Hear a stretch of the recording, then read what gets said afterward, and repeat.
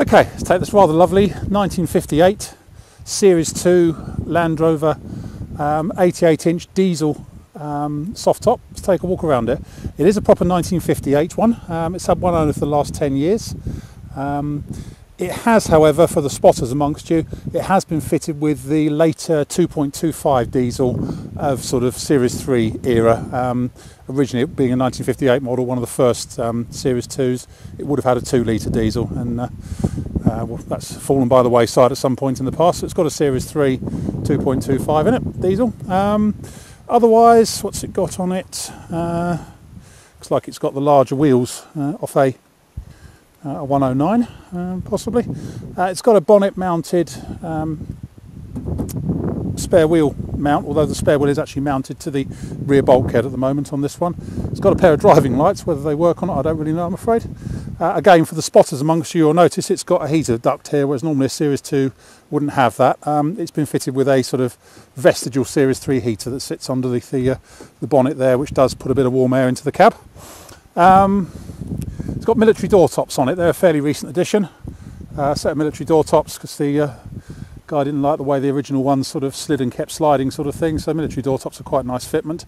If you really want to put it back to absolute original ones, it's just 2 bolts and out they come a new ones. It's also got Defender door mirrors, which look a little bit incongruous on an older one like this, but they're very, very effective. At least you can see behind you, which the early ones you just can't really. So again, not difficult to change if you're of a mind to. It's got rear mud flaps. It's got a tow pack on it. As I say, the spare wheel's mounted in the back there. It's got a relatively new, about 2 or 3 years old, Exmoor trim hood, and the hood frame is all new as well, newish.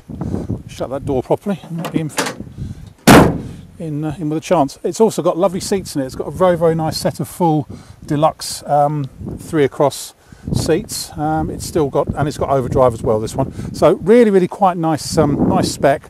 I did around 60 miles in it when we picked it up, and it performed beautifully. The previous owner basically used it every day, which is always quite a good thing for these. They do quite like it, and it performs as if it's been, you know, used regularly, and no problems at all. Anyway, walking around it, oh, it's also got a galvanised front bumper on it. Nothing really to comment on. Obviously, I would imagine it's had a fair bit of paintwork in its life.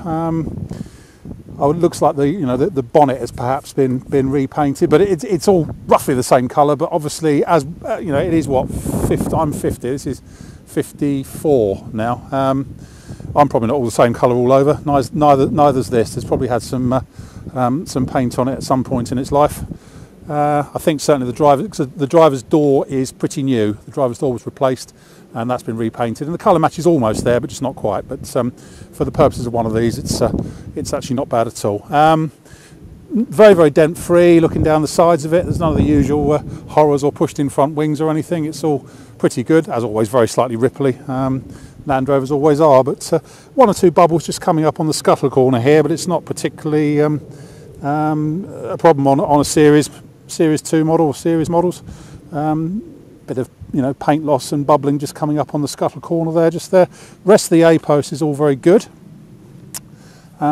Inside, as I say, the seats are excellent. Dash is really, really good. It's got a few extra switches and stuff wired in.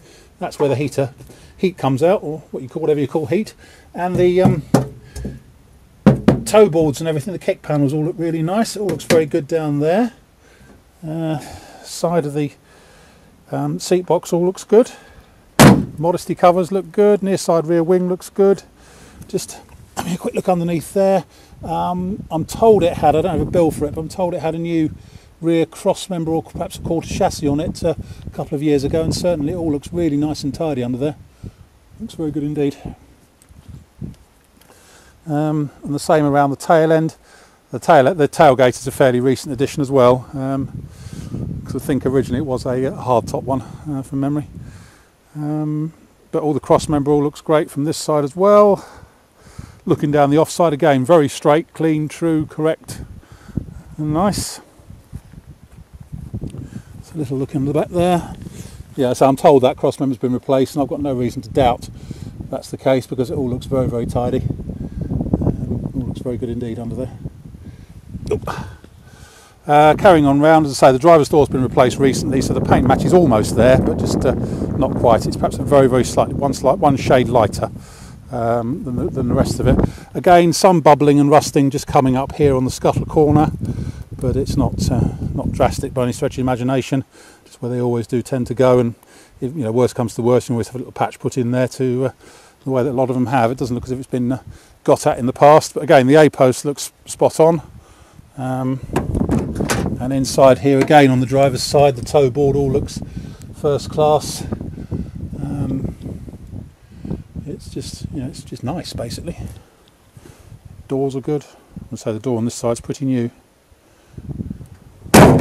That's about it, really. There's not much more I can say about it. It's certainly come from very much of an enthusiast that's looked after it and done whatever needed to be done to it. But I think that's about it. My name's Simon. You can reach me on 0771 906 9353 or in the office on 0118 946 3352, or you can go to our website, which is www.motodrome.co.uk for any further info. We take part exchanges. We take Visa and MasterCard credit cards and debit cards with a 2% surcharge for credit cards, and we can have it shipped anywhere you like in the world. Stateside, Europe, the UK, really not a problem. That's about it. End.